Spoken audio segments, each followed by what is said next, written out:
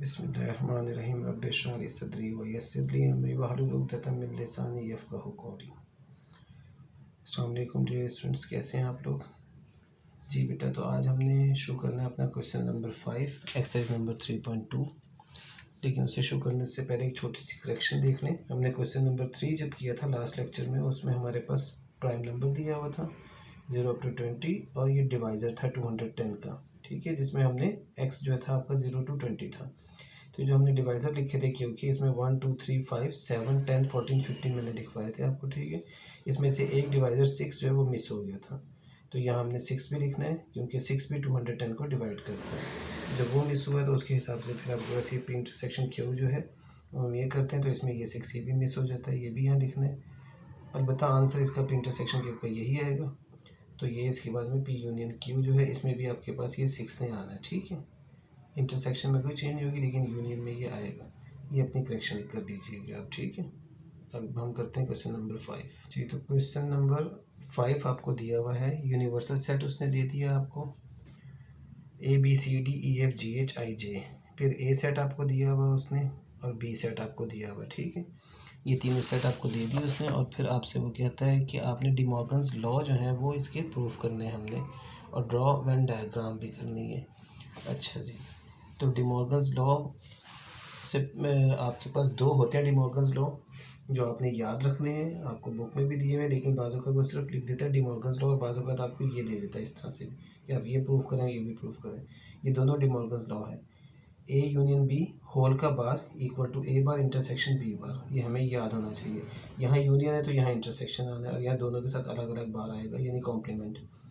दूसरा है A intersection B whole bar is equal to A bar union B bar. तो यहाँ पे आपके पास इंटरसेक्शन में ए इंटरसेक्शन बी का होल बार है, तो यहाँ यूनियन में आ जाएगा ए बार और बी बार अलग अलग। तो ये हमने प्रूफ करने हैं। पहले हम फर्स्ट को प्रूफ करते हैं। जब फर्स्ट प्रूफ करते हैं तो इसकी लेफ्ट हैंड साइड पहले हम ले लेते हैं, लेफ्ट हैंड साइड को हमने प्रूफ करना है, फिर राइट हैंड साइड को। तो लेफ्ट हैंड साइड हम प्रूफ करते हैं। लेफ्ट हैंड साइड हमारे पास है a union B whole bar. अब a union B whole bar निकालने के लिए सबसे पहले तो हमारे पास ए यूनियन बी होना चाहिए, ए यूनियन बी, ये ठीक है ना, क्योंकि A union B whole bar का मतलब आपको पता है, जो मैंने आपको लास्ट लेक्चर में बताया था कि A union B whole bar भी होगा तो जिसके ऊपर भी बार या कॉम्प्लीमेंट होता है उसका मतलब है उसे हमने यू में से माइनस करना है।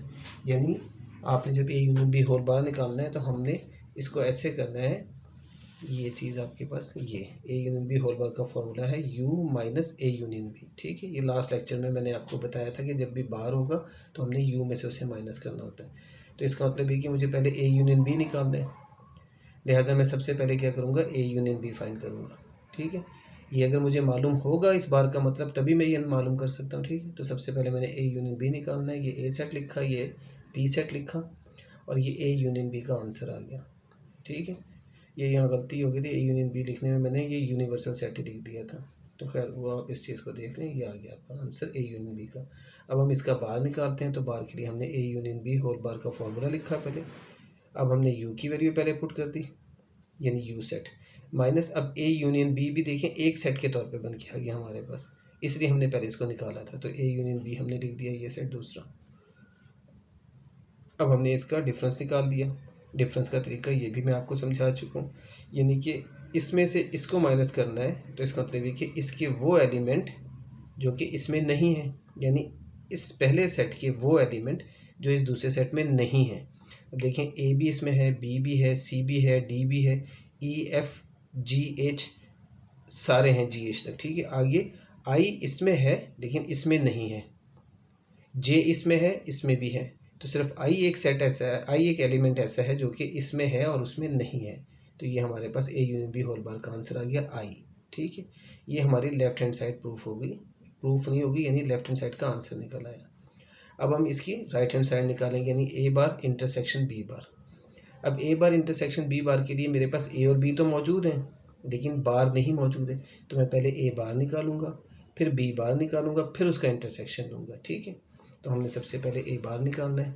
ए बार का फॉर्मूला उसी तरह से लिखा है यू माइनस ए, ये यू सेट आ गया यानी यूनिवर्सल, माइनस ये ए सेट आ गया, ठीक है। अब हमने इसका भी डिफरेंस निकाल लिया। अब देखें इसमें भी हमारे पास जो यू में है और ए में नहीं है वो हमारे पास ये सेट आ जाते हैं E F I J, A B C D सब में है। इसके अंदर में ई एफ इसमें है, इसमें नहीं है, वो लिख दिए। GH इसमें भी है, इसमें भी है, वो नहीं लिखेंगे। IJ तो IJ लिख दिया, वो इसमें है और उसमें नहीं है। तो EFIJ ये हमारे पास आ गया A बार। ठीक है, सेम इसी मेथड से हम B बार निकाल लेते हैं। अब हमने B बार निकाला, U माइनस B फॉर्मूला लिखा इसी तरह से, और B बार कैलकुलेट कर लिया। अब हमने ये आपके पास देखें, ये U लिखा और ये B लिख दिया। ठीक है, अब इसी तरह से इसी मेथड से ये B बार का आंसर आ गया ABGHI, ये B बार आ गया हमारे पास। अब हम इनकी A बार और B बार की इंटरसेक्शन निकाल लेंगे, इंटरसेक्शन यानी कॉमन। अब EFIJ इंटरसेक्शन ABGHI, अब आपको इसमें नज़र आ रहा है सिर्फ और सिर्फ I कॉमन है, तो I हमारा कॉमन में आ गया। तो ये हमारी A intersection A bar intersection B बार का आंसर आ गया I। अब आप देखें, ये मैंने इसे नंबर 2 लिख दिए।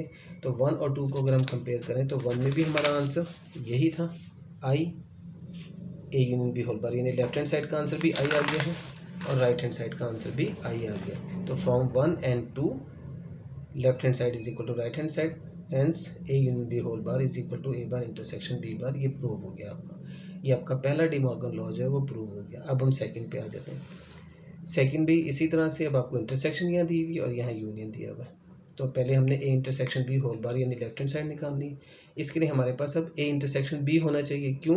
क्योंकि इस होल बार का फॉर्मूला जो है वो ये है U minus A intersection B, लिहाजा हम A इंटरसेक्शन B पहले निकालेंगे। तो ये A लिखा आपने, इंटरसेक्शन लिखा और ये B लिखा। यहाँ भी मेरे से वो गलती हो गई थी, मैंने फिर U लिख दिया था। थोड़ी तबीयत ठीक नहीं है, इस वजह से थोड़ी गलतियाँ हो रही हैं। तो ये अब आपने इंटरसेक्शन लेनी है इसकी, इंटरसेक्शन यानी कॉमन। कॉमन C और D कॉमन है सिर्फ इसमें, तो CD कॉमन में आ गया आपके पास। अब A intersection B whole bar का आंसर निकाल रहे हैं आप। अब हम ये फॉर्मूला लिखेंगे U minus A intersection B, ये यूनिवर्सल सेट आ गया U माइनस, और ये A इंटरसेक्शन B का आंसर आ गया। ठीक है, CD। अब यहाँ से आपने उसी तरह से माइनस वाला डिफरेंस वाला काम करना है। इसमें देखें ABEFGHIJ ये सारे नंबर वो हैं जो कि इसमें हैं और इसमें नहीं है। जब CD और CD कॉमन है, ये ख़त्म हो गए। ठीक है, बाकी सारे एलिमेंट इसके आपने लिख दिए। ये आ गया A intersection B whole bar का आंसर, इसे हमने 3 कह दिया। अब हम राइट हैंड साइड निकालेंगे A bar union B bar. अब देखें, चूंकि हम A बार और B बार पहले निकाल चुके हैं तो हमें अब वो दोबारा निकालने की ज़रूरत नहीं है, हम अभी पीछे सारा काम कर चुके हैं। देखें, ये B बार निकाला हुआ तो ऊपर हमने, ठीक है, और ये हमने A बार निकाला हुआ था यहाँ पे A बार। ठीक है, ये हम निकाल चुके हैं, तो हमने यही A बार और B बार यूज़ करने हैं। पहले यूनियन लिया था, इंटरसेक्शन लिया था, अब यूनियन ले लेंगे इसकी। तो A बार यूनियन B बार लिखा आपने, A bar union B bar. अब इसका यूनियन लेना है, तो यूनियन का मतलब है सारे नंबर आ जाने। AB भी आ गया, आगे CD नहीं है, EF भी आ गया, GH भी आ गया, I दोनों में वो भी आ गया और J भी आ गया। तो ABEFGHIJ आ गया 4, इसे हमने कह दिया। अब फ्रॉम 3 and 4 हमने प्रूव कर दिया, यानी 3 में आप देखें आपके पास यही चीज़ है और 4 में भी आपके पास वही चीज़ है।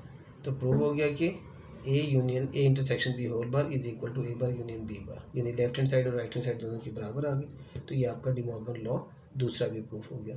तो दोनों लॉस प्रूव हो जाते हैं हमारे पास। ठीक है, ड्रॉ वेन डायग्राम भी करनी है क्वेश्चन नंबर 5 में। ये डी मॉर्गन लॉ जो पहला है हमारा A union B whole bar is equal to A bar intersection B bar, इसको हम पहले वेन डायग्राम के थ्रू प्रूफ करते हैं। ठीक है, इसमें आप पहले लेफ्ट हैंड साइड को लेंगे, left hand side A union B whole bar, इसको हम वेन डायग्राम इसकी बना रहे हैं। तो सबसे पहले तो हमें पता होना चाहिए हमारे पास वेन डायग्राम कौन सी शक्ल बन रही है। 3 टाइप्स मैंने आपको बताई थी, एक डिसजॉइंट थी, एक ओवरलैपिंग थी, एक सबसेट वाली। तो ये हमारी डिसजॉइंट वाली भी नहीं है, ओवरलैपिंग वाली ही है हमारी, सबसेट वाली भी नहीं है। ठीक है, ओवरलैपिंग क्यों है? क्योंकि आपको नजर आ रहा है कि A और B में कुछ कॉमन है, CD जो कि है, ठीक है, CD हमारे पास यहाँ पे कॉमन निकला, तो लिहाजा हमारी ये वाली शक्ल बननी है ओवरलैपिंग वाली। अब देखें इसको हमने कैसे करना है, A union B whole bar निकालना है हमने इसका। तो आप पहले सिर्फ ये देखें A यूनियन B क्या होगा इसका। A यूनियन B मीन कि A और B दोनों टोटल सम आ गया A यूनियन B का, यानी कि ये वाला जो है एरिया है ये आपका A यूनियन B का एरिया है। तो A यूनियन B का अगर आप देखें वेन डायग्राम तो वो ये बनती है। ठीक है, टोटल मैं इसको कलर नहीं कर रहा, यानी कि इस तरह से या जिस तरह से भी कलर करूँगा तो वो फिर आपको और ज़्यादा कन्फ्यूजन हो जाएगी जब मैं बाहर उसका निकालूंगा। तो A union B whole bar जब निकालना होगा तो इसका मतलब क्या है कि U में से आपने इस एरिया को माइनस कर देना है, क्योंकि U तो ये पूरा है। ठीक है, ये पूरा का पूरा एरिया U है, A और B भी उसके अंदर ही शामिल है। तो A यूनियन B इतना एरिया आ गया, और जब U minus A union B करेंगे हम, यानी A union B whole bar लेंगे, तो आपका ये A यूनियन B U में से बाहर निकल जाएगा, यानी कि सिर्फ और सिर्फ ये वाला एरिया जो हमारा ये बच जाएगा फिर, यानी कि इसको ये, ठीक है। ये हमारा एरिया जो है ये आपके पास आ जाएगा, जो A union B whole bar का एरिया कहलाएगा, ठीक है। बहुत आसान सी बात है, थोड़ा सा आपने कॉन्सेंट्रेट करना है, आपको नज़र आ जाएगा कि आपको क्या कहा जा रहा है इसके अंदर। पेन भी खत्म हो गया, इंक लगता है।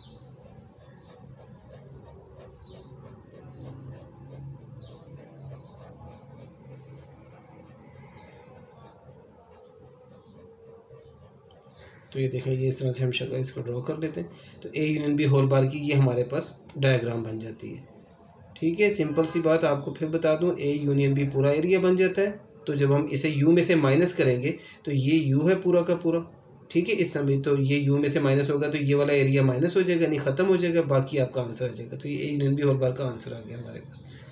अब हम निकालते हैं इसका राइट हैंड साइड ए बार और इंटरसेक्शन बी बार। अब जब आपने ए बार निकालना है तो देखें, ए बार के लिए भी आपके पास सेंस यही है कि आपने डायग्राम यही वाली बनानी है, वेन डायग्राम आपके पास जो बननी है। मैं इसको सेपरेट करके भी दोनों को बना सकता हूँ, अलग अलग करके भी। मैं आपको बल्कि दोनों को अलग अलग भी दिखा देता हूँ, और फिर हम उसे एक बना लेंगे दोनों का इकट्ठा करके। पहले ए बार वाली आप निकालते हैं। अगर ए बार वाली जब आप निकालते हैं तो ए बार वाली जब आपने निकालनी है तो उसके लिए भी आपके पास काम ये है कि ये आपका जैसे ए है, ठीक है। अब यहाँ भी आपने ए बार के लिए सिर्फ यही वाला सेट नहीं लेना, ले हम ये भी सकते हैं अकेला, ठीक है। लेकिन अगर आप ये करके करेंगे जो आपके पास एक्चुअल फिगर है ये वाली, ठीक है ना, इसके साथ आप करेंगे तो आपको ज़्यादा बात समझ में आएगी। अब ए बार का मतलब क्या है, यू माइनस ए, ठीक है, यही है ना, यू माइनस ए हमारे पास। तो यहाँ भी वही वाली बातें देखिए, यू ये पूरा है तो इसमें से ए बार यानी ए निकल गया आपके पास, ए निकल गया तो बाकी हिस्सा क्या बचा आपके पास, ये वाला पूरा एरिया, यानी ये जो पूरा एरिया है आपके पास, ये समीत बी समीत, ये बी है ना आपके पास, बी भी इसमें शामिल हो जाएगा कि ये वाला एरिया आपके पास सारा का सारा इसके अंदर आ जाएगा। ये आपका ए बार आ जाता है, ठीक है। आपका ये ए के अलावा ये देखिए ये पूरा ए, इसके अलावा बाकी सारा एरिया जो ये आपका शेडेड पोर्शन यानी कि ए बार का आंसर आ गया, ठीक है। ए बार यू माइनस ए निकल गया, बाकी क्या आ गया। अब इसी तरह से अगर आप देखें बी बार इसका निकालेंगे हम, सेम इसी लॉजिक के साथ हमने जाना है।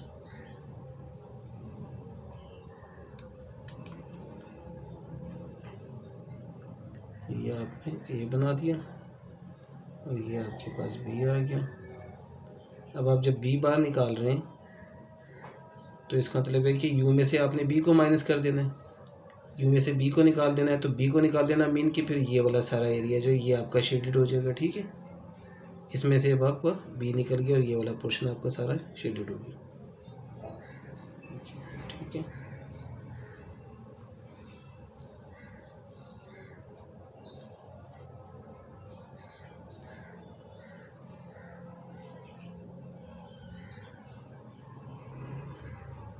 तो ये सारा शेडेड हो जाता है, ठीक है। ये इस तरह से बी बार का आंसर आपका आ गया। अब आप देखें इसमें आपके पास जो ऑप्शन थी वो क्या था, ए बार इंटरसेक्शन बी बार आपने निकालना है। तो अब आपके पास ए बार इंटरसेक्शन बी बार का आंसर क्या आ रहा है,